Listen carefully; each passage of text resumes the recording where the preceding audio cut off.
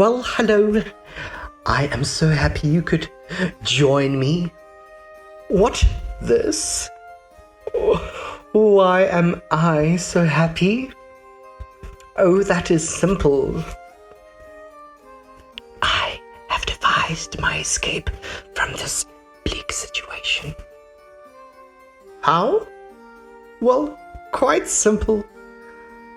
A certain type of moth came to visit my cell the night before, which had cast a messaging spell onto it. One of my messages reaches my desired contact. They shall rush over to my rescue. The best part of this contact is not even part of this kingdom, as they belong to another kingdom, especially the animal kingdom. I know that look. You think my silly for putting my life in the paws of animals. Fret not. I once thought the same, but from my tales of the past, I have learned to think otherwise. Let me prove it to you. Let me use my trusty shiv to slash the veil once again to open our eyes to our often overlooked animal companions. As told by Ramble Shamble.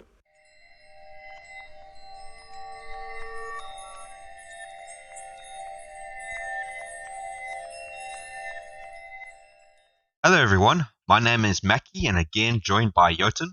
Today's podcast episode of Ramble Shamble, we're going to talk about gaming, and not just gaming, nerd gaming in the naughtiest sense. Nerds, the video games, the movies, the books, the pop culture, culture with consume. Before you protest that pop culture, nerd culture is already way overplayed in our culture, just hear me out. Because from the last episode we wrote about pop culture influences that got me thinking about nerd influences in the era that might have never existed. Because at the time I was still an 8th to 6th grade kid and nerdy, and games never came to me because I never had the access to games. Just like the pressures to fit in at school was beating me down so much that I refused to come back for anyone. Those are the actual old jokes from the show. Damn, how could I have not this memorized? What do you think, Jotun? What do you think of what I just said? No, it's logical. It's coherent. Talking about your days as a nerd, growing up a nerd. So, guys, if you are confused on what I've just basically did, I did a little AI generation of what it decided to continue the conversation of when I ended my first, where this podcast episode Ramble Shamble is going to talk about, and let the AI decide what I was going to say for this intro of this episode. It did sound like you were blind reading something that you did not read before. It's so bad. It's like really, really bad in terms of how it puts the words together, because I have to put so much concentration, as Jotun has highlighted, to making sure I read the exact wording, because it just starts in another way, rambling. So, guys, before we get into the main episode, there is a reason why I had started with that, and I'll go into it. But again, guys, if you are interested in this Ramble Shamble, again, we are a podcast channel. The topic of today will not be, as I just mentioned, about gaming, and not just any gaming. It will be animals, and I will go in more detail afterwards. But if you guys really do enjoy these episodes, we really do appreciate you getting our name out there, giving us a like button on YouTube, giving us a 5-star rating, as we're on pretty much on all podcasting channels: Stitcher, Apple, Google Podcasts, Rumble. I mentioned YouTube already, and feel free to comment and possibly join us in a future podcast episode. We are actively looking for anyone to give us new ideas, new ways, new things to talk, and we want to make sure that we conform to you guys to talk. And the best way to talk to us, one way, is through YouTube, but the best way to talk to us is through Discord. And you can find all our details in the descriptions. You can find our Discord via Discord if you really need, if you can't find it on our description. And once you join, we will play games, we will talk, we will just in casual make and grow a community. But those comments are also very handy and very useful. And Jotun, our always describer, is going to give us that reasoning right now. Yes, everybody. From the comments that we get from you guys, based on some of the questions or all of the questions that we ask you as the audience specifically, we will be taking our favorite response and we just like talk about it for a bit, because we like the input that you guys give us, and it's like impossible for us to actually think of everything to do with the topic. And that's where you guys come in. A lot of the time when you're talking about something, you don't realize that you're going in a certain direction. Or if you have a problem or something, it's also difficult for you to view it from an outside perspective. And you guys are our outside perspective. So if you see something in a topic that you think we missed out on, but you think would add some kind of deep value to it, then let us know. The comments.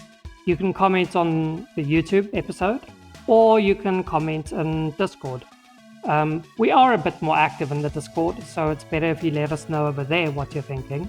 But YouTube also works. And yeah, we take that, our favorite response, and we talk about that right off the head. No research needed. Awesome work.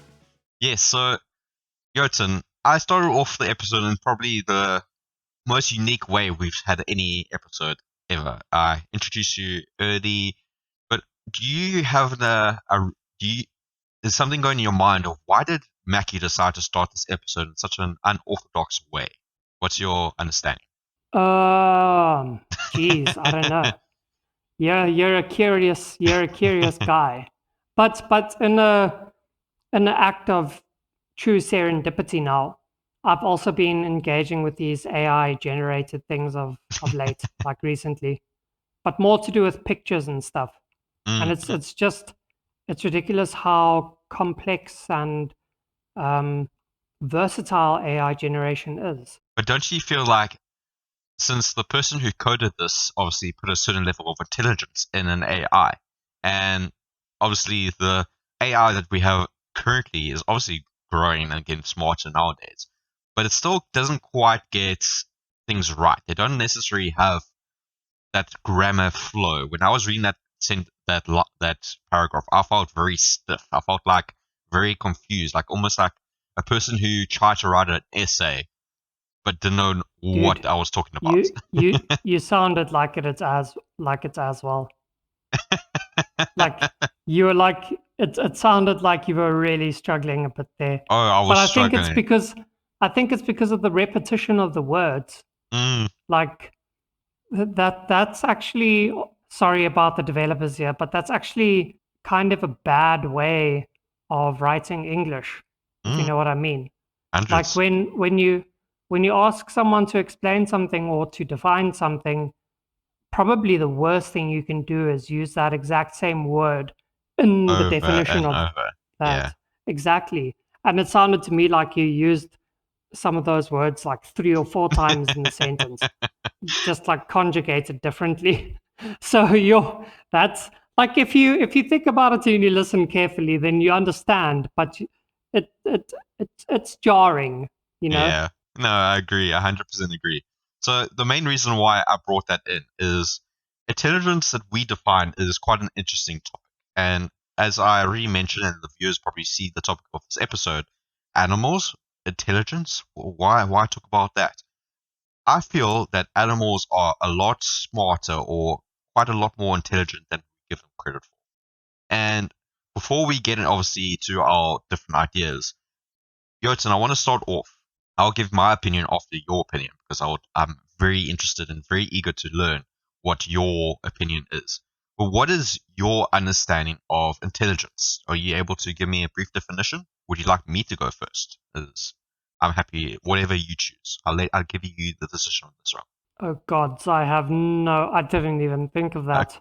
Oh, okay. An ability for for something that is able, as the ability of an agent to react to and enact upon external stimuli and the outside world.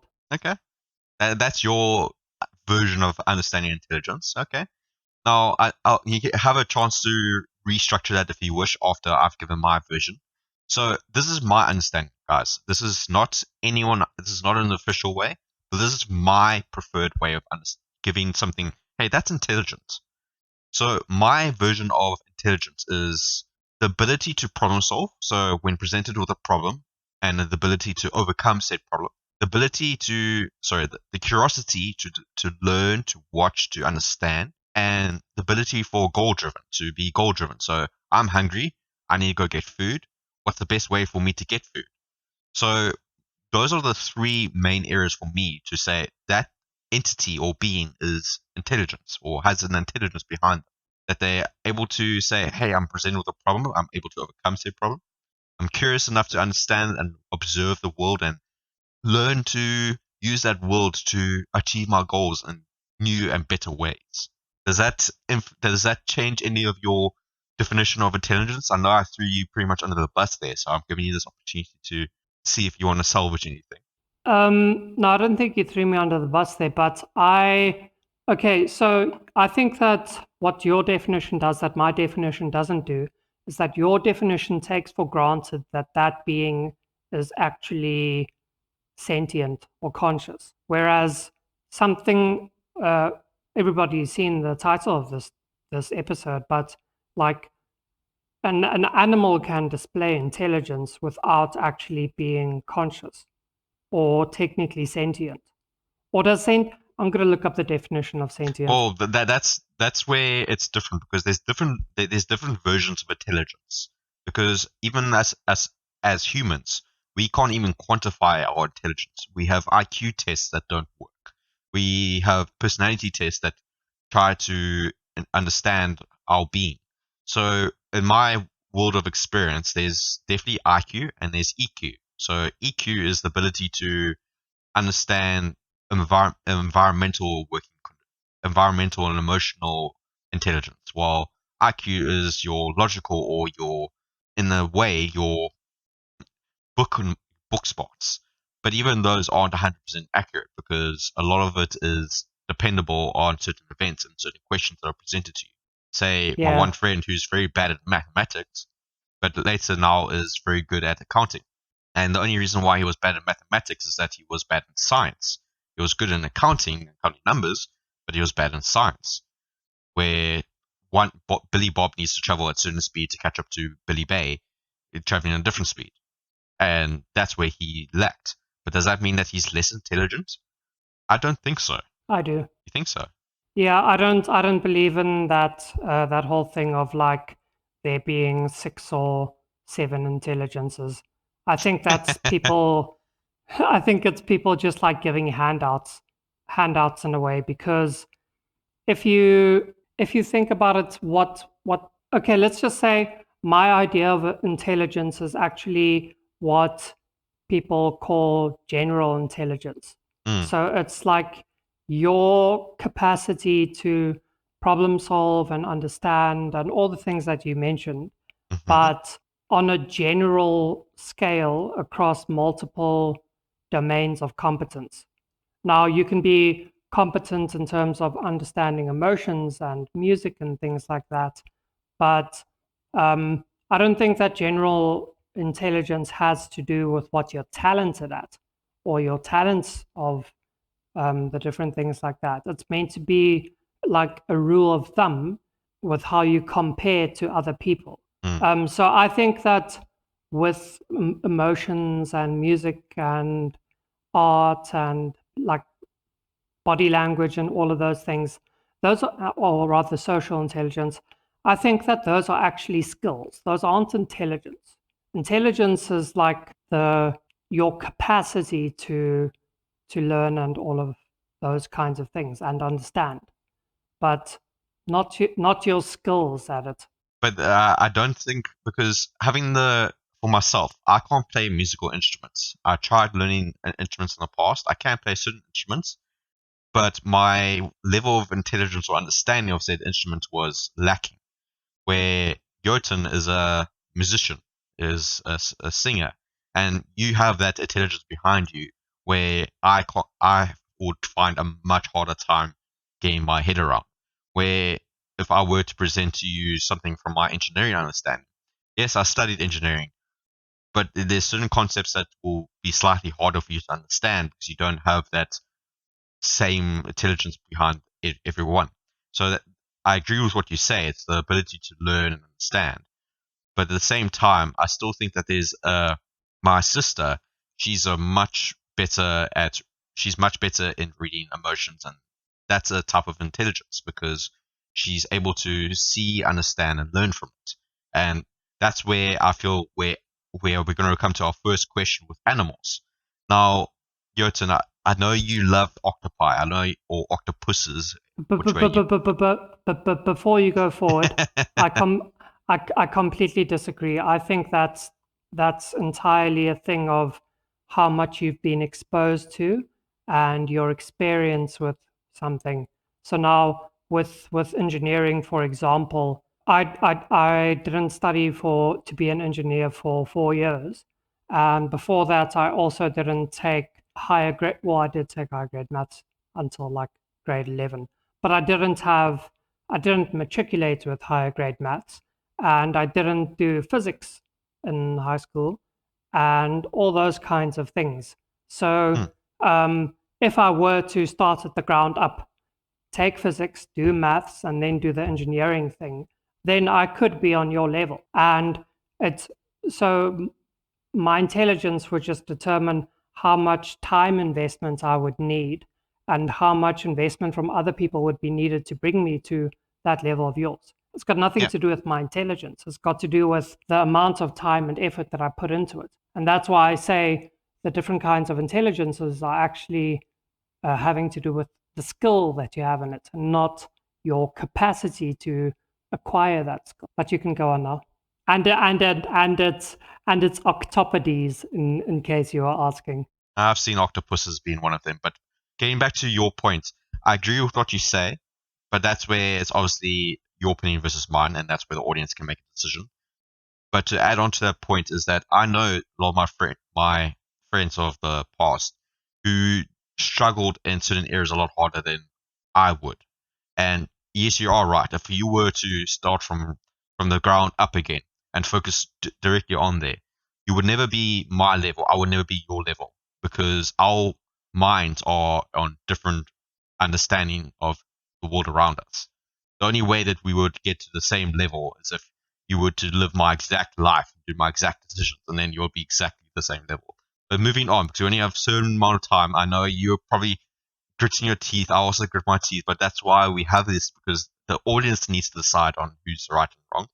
But animals, now again. Sorry, I know that we don't have a lot of time left, but I want the audience to please appreciate this is the first time in an episode ever where one of us has explicitly said to the other guy, "You are not allowed to choose this answer for the topic." Like I have been banned and barred from choosing cephalopods for the answer for this. And I just want everybody to appreciate the bias of that. Okay, well, now you can I would carry on. like to state that I am not barring, I am strictly stating land animals for this episode because we've already spoken about sea creatures.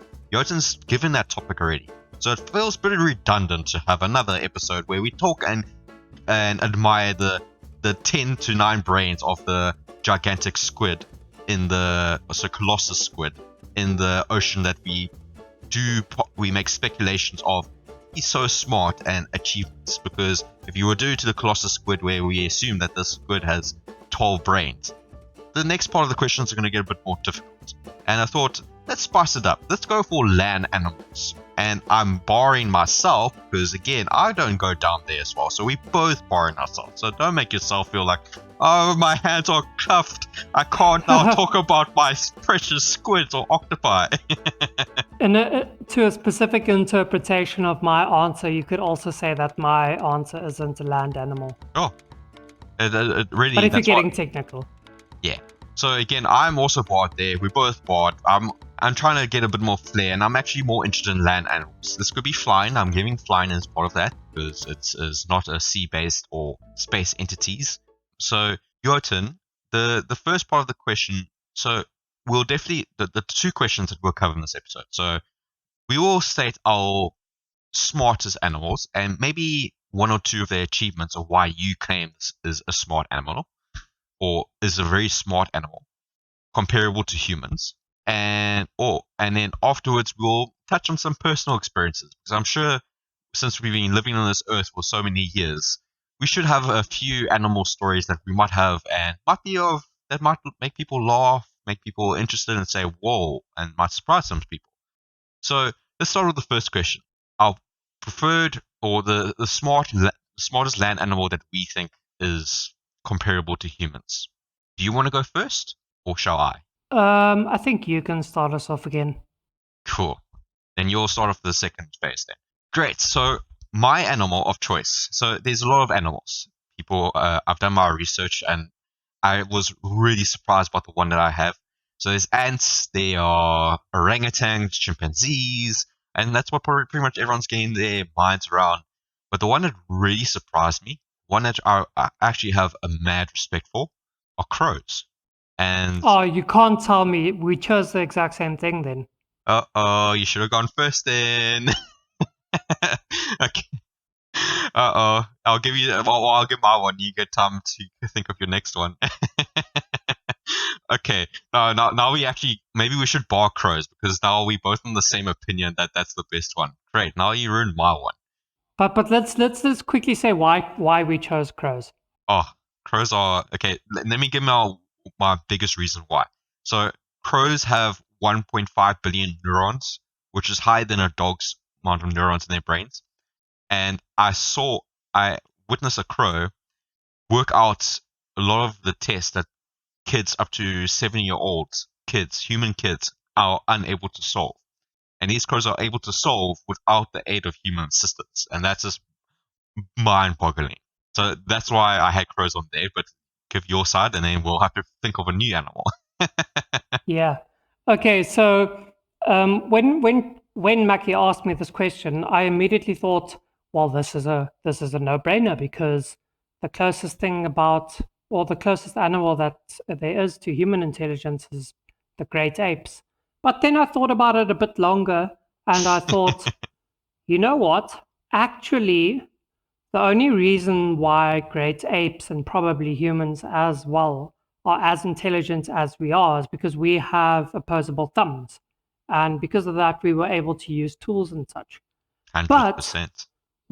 what about an animal that's actually on par with great ape intelligence and even children up to the age of like 6, but with the handicap of not having an opposable thumb?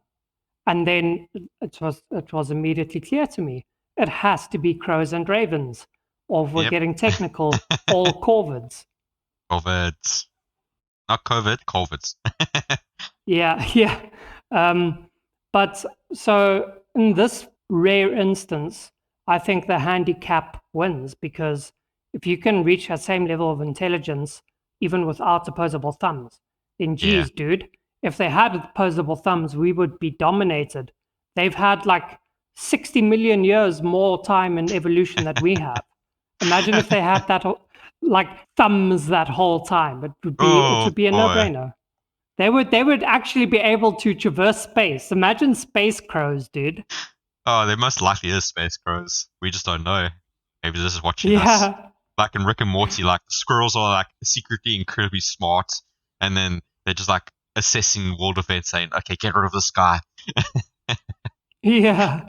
Okay, but let me go to my second favorite. So my second favorite has to be the ants.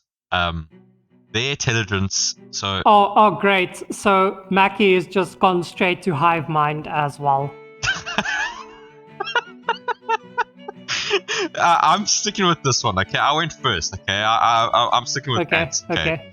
I'm sure you got a lot more under your sleeve that you can convince people that ants are not that smart. Ants are not even that.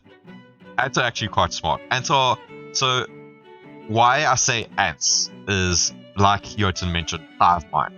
Their individual intelligence is very low, but their collective intelligence is actually incredibly high. They're able to do things that where humans have actually imitated and copied. They one of the building blocks where humanity kind of identified similarities with themselves seen in ants. They have a whole monarch system, which again humanity has gone down through that whole system. They have a full-on survival understanding. Scientists have even done like a full analysis of ants, funny enough, so people actually go out there and look out ants and say, ooh, what is this little guy doing? And watches like Fire's Sims version, hoping that magnifying glass doesn't set them on fire. But basically, ants have something where they have the real agricultural. What is the right word here? They're able to do farm, so they're hunter-gatherers. So they're not just hunters, they're gatherers as well. They collect leaves to make their nests. They're able to farm. They have survival intelligence where they're able to use the sun and surroundings to identify where to go. And they also have pheromones where they can communicate physically to each other about certain warnings, certain events. And one test, which was actually quite interesting that I found about, was that in order to test how the ant is able to survive or find their way, because the ants, obviously, as they walk around, they know exactly where home base is. They work from a central place and move outwards. The further they go out, obviously, the more dangerous it gets, but resources around their bases might get a bit smaller. But one scientist took an ant away from its home, lifted it up so it had no idea where it was going, dropped it off, and did a full-on analysis of how the ant tried to identify where home base was again. And obviously it wasn't me like put them like a whole mile away. They were, I think it was roughly 50 meters away, so a distance that it could still achieve, but obviously it would have a tough time. So it went from a structured circle pattern of this is where I started, and then it kept on branching out, so going from the inwards, going further out in a circle pattern. So it would go further out until it started seeing similarities of its old home, and eventually found its way home, which is incredible intelligence to kind of really use that kind of understanding. And one last thing that I'll add, because obviously I want to go to the next point and I want Jotun to get his fair share of time. Ants also know when to quarantine each other. So obviously, as hunters and gatherers, they have to go outside to the big dangerous world, in this case very big. And basically they are vulnerable to fungi, which can infect them and cause a number of really scary and dangerous things. And ants are smart enough to know when to isolate them and not destroy the whole hive. So they are aware of the fact that survival is a group thing, and if one ant is unfortunately infected, they know how to quarantine said ant. Now, this is not considering the fact that they even make themselves into bridges and a whole bunch of other things. But yeah, ants are pretty dope. I have mad respect for ants. Okay, Jotun, give me your side. I'm not going to completely throw in the towel here and give you this one. Yes. But I have also chosen not necessarily a hive mind, but kind of a hive mind kind of animal. And Cool. it's also an insect. This Oh, one wow. is the cute, fuzzy little honeybee. Oh, Okay? no ways. Yeah, okay, so bees are actually incredibly intelligent. Now this isn't even considering some of the other faculties and abilities and senses that they have that most other animals don't have, which include magnetic field sensing, echolocation, and other stuff like that. But there are very clear signs of intelligence that we have seen and we're able to actually measure as well. For one, and as an archaeologist, I can tell you that this is a big boy because it displays culture. Now, in humanity's past, we can't really say that something is like truly sapient unless there is a display of culture in some kind of way. But that could be, well, for humans now, that can be art, it can be burial practice of some kind, because that shows like a concept of the afterlife and things like that, or a concept of value because you valued that deceased person. But the culture which bees seem to have developed is that they have symbolic language in the form of their waggle dance. Oh yeah, nice. Yeah, and through it they convey distance, direction, and the quality of nectar that's in different sources in their environment. And they can also observe and mimic behavior that they see in other bees. They have demonstrated advanced abilities in numeracy, so being able to count, and specifically, they have an understanding of the concept of zero. This is a particularly intriguing thing because there are actually 3 stages for understanding the concept of zero. The first stage is just understanding that something can be not there, that there is zero of that thing. The second stage is understanding zero when compared to non-zero. So something being there. It's nothing, but that nothing is still worth noting as it relates to something. That's the second stage. The third stage is like actually numerating that form or having a representation of zero. And bees are one of the few creatures that we've studied that can actually understand up to the third stage of zero as well. Wow. So any kind of graphical representation of zero. And some of the other things that they do is, well, they can communicate with the rest of the swarm. Again, they have language. I think the counting now goes all the way up to number 8. And yeah, that's why I think bees, Yeah, no. man. I can't interesting. overstate the level of intelligence that's required to have culture of some kind. And the only other animals that have a concept of zero that's advanced to the third age are some of the great apes and an African grey parrot. Yeah, Yeah, no, she's. bam! I Beat like that, that one. boy. No, that's very cool. So that's very interesting. So I want to touch on something before we go to our next topic. So obviously, ants and bees, very intelligent and quite a collective. Now, humanity has taken a lot from both ants and bees, specifically more from bees, unfortunately, which I have to concede to you, because bees, they hover, so they hover with their wings. And I kid you not, I believe I might be wrong and someone might correct me, and I'm very open to that. But I believe there was a person that gained a bit of inspiration, not all the inspiration, to kind of fly via the way the bee floats or hovers. And the bee, including to that, the bee's hexagonal structure is also incredibly clever. Is how they store. You mean a beehive? The beehive, how they store their honey or nectar, is incredibly clever because it maximizes on space. It's like the perfect way to store and stack things. And that's something that humanity has, again, taken from or copied or mimicked. And that's where I want to kind of briefly ponder about this idea with Jotun, because he's a great ponderer. Humanity takes a lot of things from the environment. Me smoking my fancy pipe, looking into the sunset, as I'm wont to do.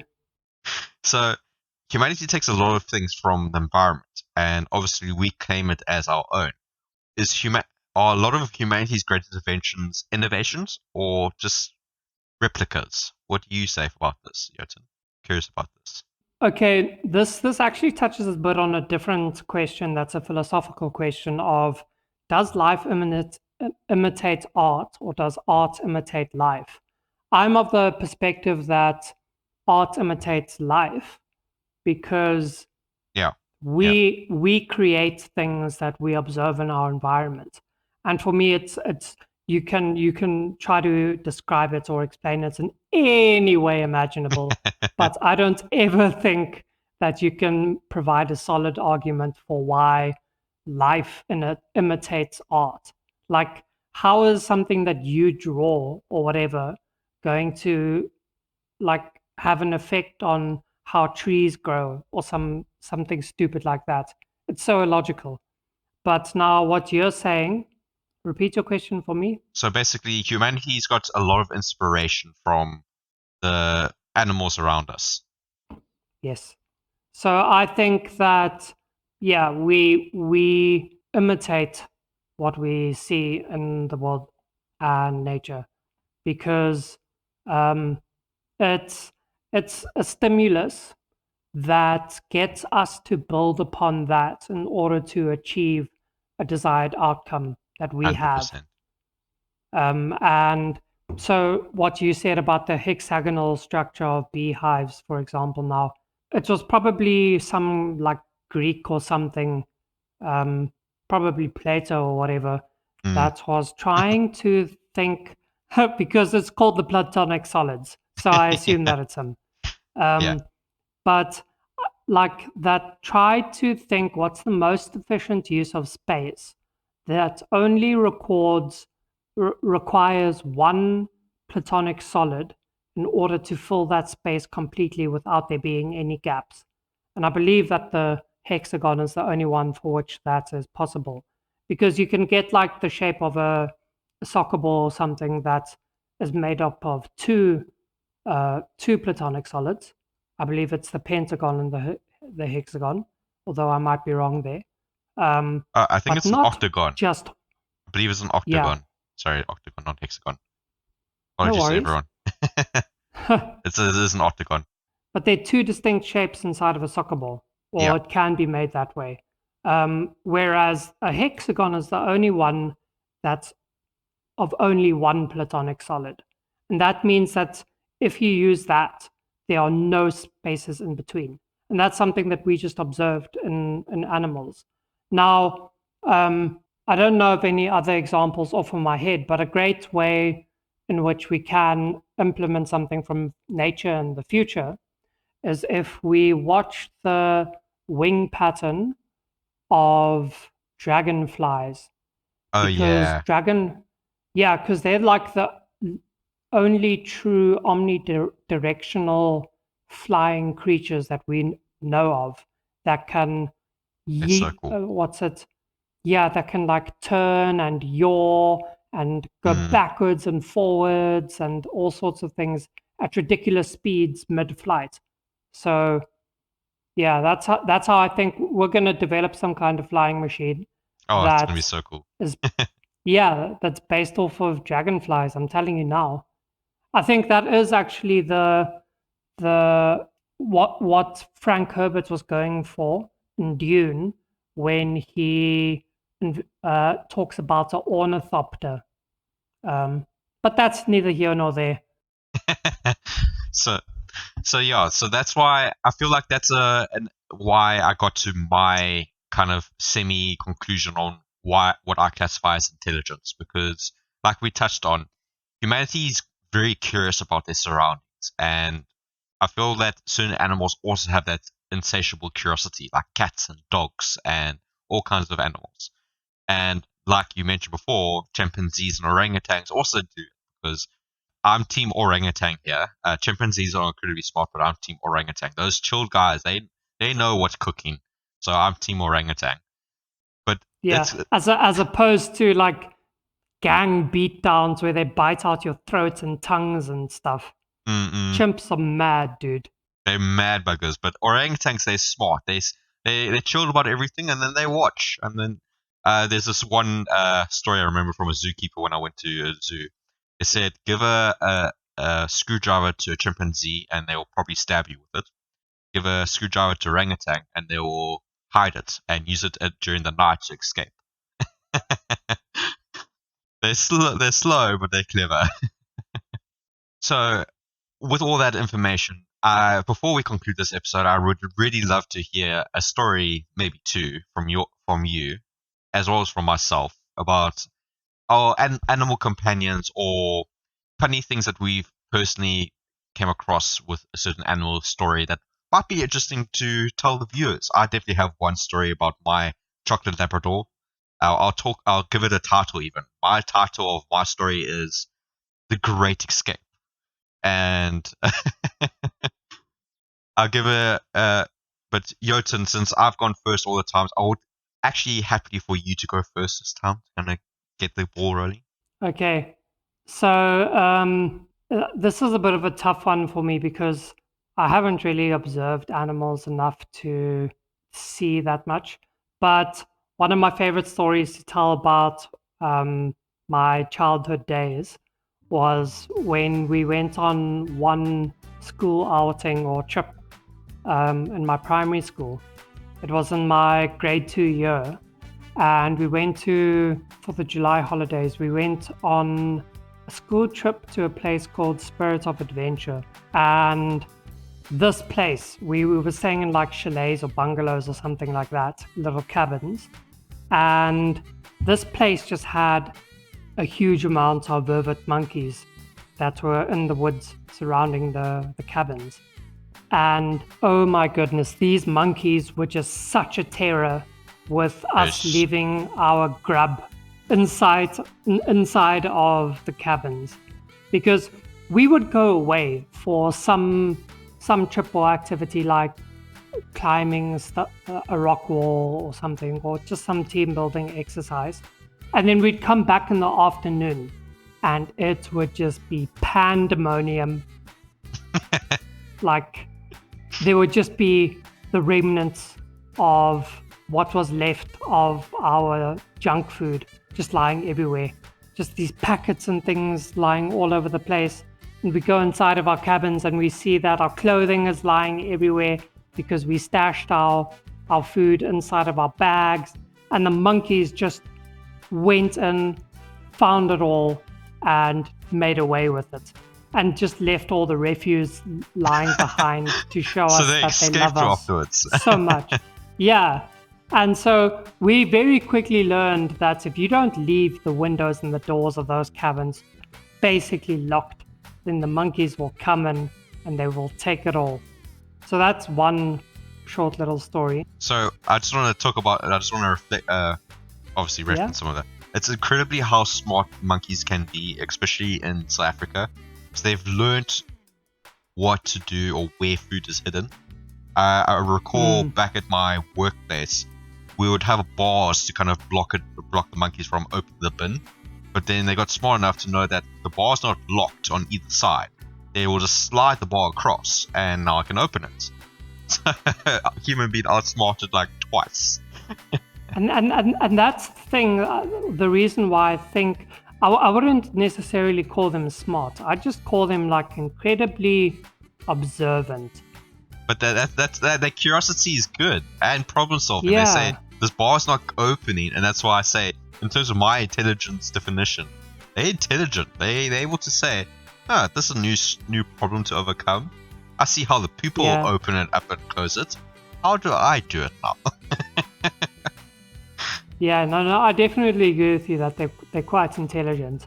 Like, they see that you are working this metal object that's closing this bin or something, and then they try to do what you do and they didn't get it right, and then they think to themselves like, but I saw the other person and he touched this thing and then this thing opened it up to the food.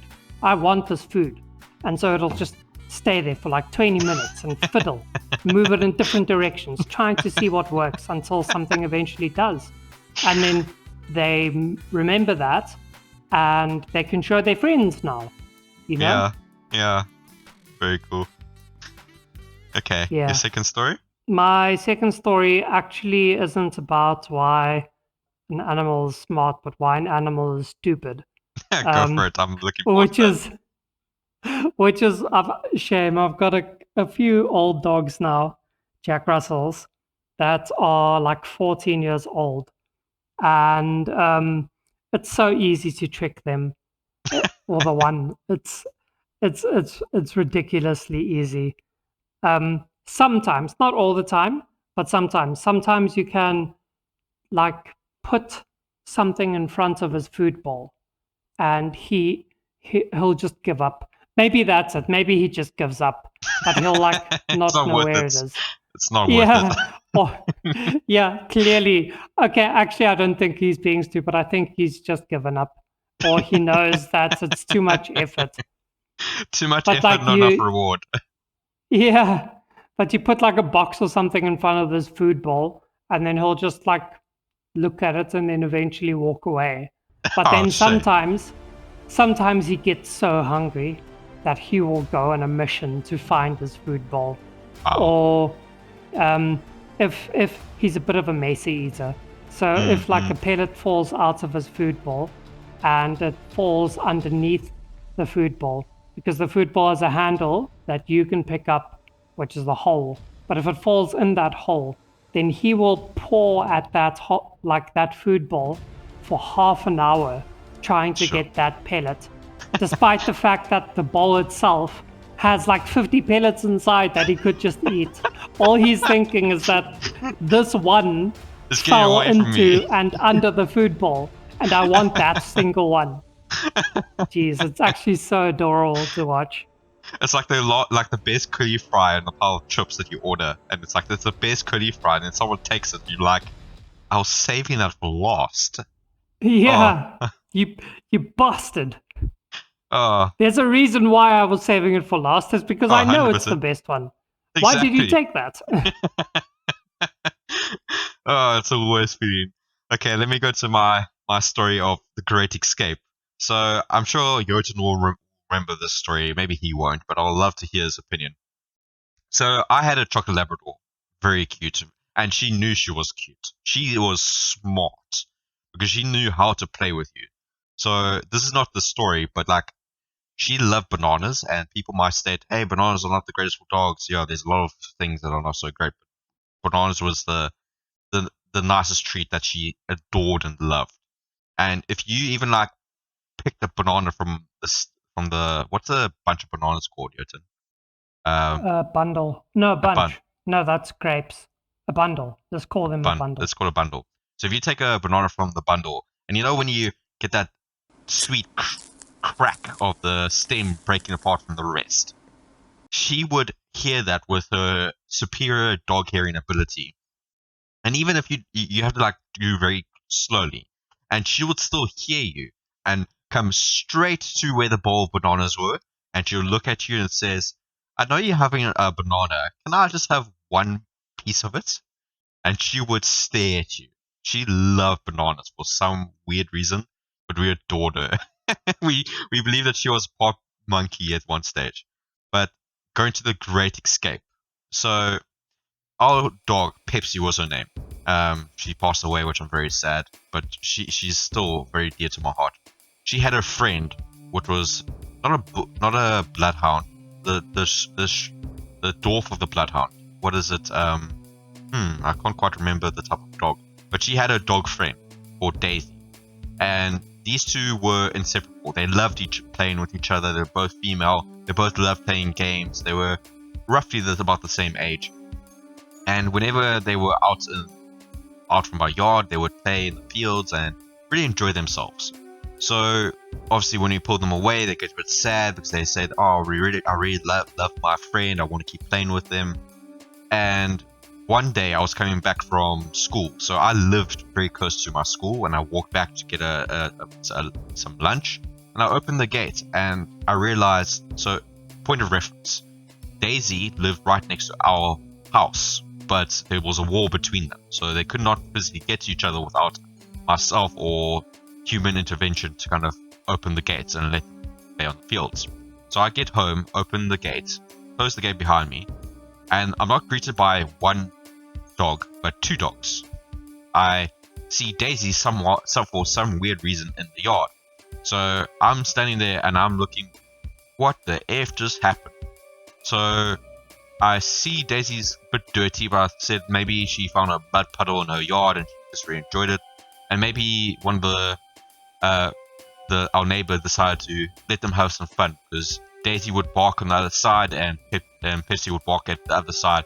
basically they were talking to each other, and maybe they were just sick and tired and just put them in the same yard. And it's like, okay, that's fine.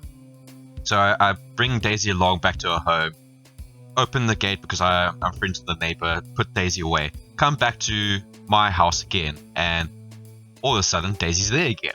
And I'm like, wait, I'm pretty sure I just put you back in your yard. So at that stage I knew something was off. And I physically started looking around, trying to identify where, and I find at the wall a tunnel had been dug under the wall. So not enough for a mid-sized Labrador to fit under, but enough for the breed that Daisy was to slip under. And that's how she managed to get under there. And even the owner of Daisy admitted that Daisy is not smart enough or intelligent enough to come up with that kind of plan. She's a bit slow.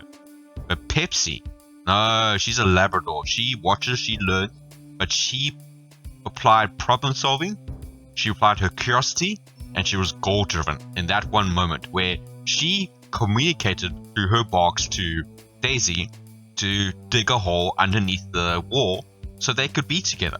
Oh my gosh, I had so much respect for my dog at that one point that I will never forget that story. It is so dear to me. I am so, it just baffled me. Like at that point I realized that dogs are actually incredibly smart. They can communicate, they can think outside the box, and if they want something, they'll get it. You remember the story, Yerton? Yeah.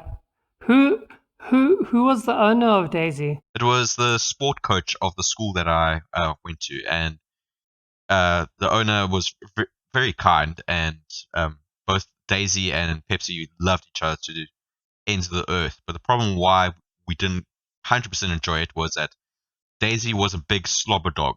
Her slobber was just naturally very slobbery. So Pepsi came back drenched in wetness of slob. So, and because she's a dog and she runs around the dirt and stuff, she's now drenched in both slobber and dirt. So it was like the worst combo. So we basically had to give her a bath every time she played with Daisy. Oh, But they loved sweet. each other. They loved each other. And she's at that point I realized dogs are actually incredibly smart. And there's other stories where I realized that animals aren't as stupid as a lot of people think. Where pigs are incredibly smart, other cats are incredibly smart. They're smart in their own ways. I won't state that they're smart as humans, because we humans we're here at this stage where I'm able to speak to my friend Jotun all the way from the UK via means that would baffle an animal in terms of how on earth are they communicating. But I have to give it to animals that they have a great sense of intelligence. They have emotional understanding. They're able to survive when they need to. But but in some cases, we might be depriving them of certain intelligences as well. Like zoos. Certain zoos do it right where they save animals, and the animals that can't go back into the wild, they keep. But some zoos keep them because of pure ways of entertainment for people to think, haha, look how stupid the animal is. And that's sad. No, I agree. Okay. Anything from your side, Jotun, before we conclude this fabulous episode of ours? No, I think I've said everything. We were pretty comprehensive today. And I enjoyed myself. I loved hearing your story about your animal experiences. I also have a few more, but I don't want to bore everyone. But that was one of the ideas of this episode, was just to kind of help the world understand, or help our audience who might not consider that the ants or the bees as smart or not.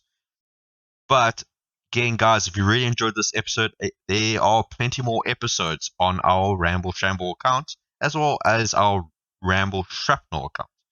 We also started posting videos on Ramble Shamble, which is more of our gaming content channel. And again, guys, the best way to talk to us is through Discord. We post our episodes on pretty much every podcast platform there is: Stitcher, Spotify, Apple, again, Google Podcasts. There's so many of them. And to communicate with us, if you speak through us to YouTube, that's perfect. We will speak to you back. Probably not as promptly, but it would be better if you speak to us through Discord, because then we can speak to you more casually, a little bit more fun, because YouTube is going through, again, some weird phases of blacklisting certain things from certain things. Again, they have their moments. But again, guys, your comments are very special to us. Jotun, why are these comments so dear and special to us? Because we take your guys' response and, well, we take one of them. We choose our favorite, or we choose the one that you guys upvote the most. And we take that, I'm repeating myself here, and we talk about that you guys suggested to us. We have a separate playlist called Ramble Shamble, because it's little bits and pieces of the main episodes or having to do with the main episodes. And just off the top of our heads, we take our conversation in that direction. Because, again, we can't think of everything under the sun that has to do with a specific topic. But you guys, from an outside perspective, can show us where we are missing out, where we can provide a bit more insight. And so, yes, that's how we incorporate you guys into these episodes, because we value your input. We're not like some other riffraff podcasters out there who like to just hear their own beautiful voices, although we do have very sonorous voices and we try to be mellifluous as well, but we need your input. You guys mean a lot to us. Yeah. And again, guys, we post regularly on every Thursday. And again, guys, share this episode with anyone, and we'll happily give shout outs if you want to join us in one of the episodes. There's a lot of things for us to kind of grow in this community, and we need your assistance in growing. And again, guys, I hope you enjoyed this episode of Ramble Shamble. I'm again joined by the fabulous Jotun, which I did not give his introduction at the beginning, because I decided to let the AI decide, and the AI was a bit weird. But again, guys, that's all from my side. So bye from Mackie. Goodbye, everyone.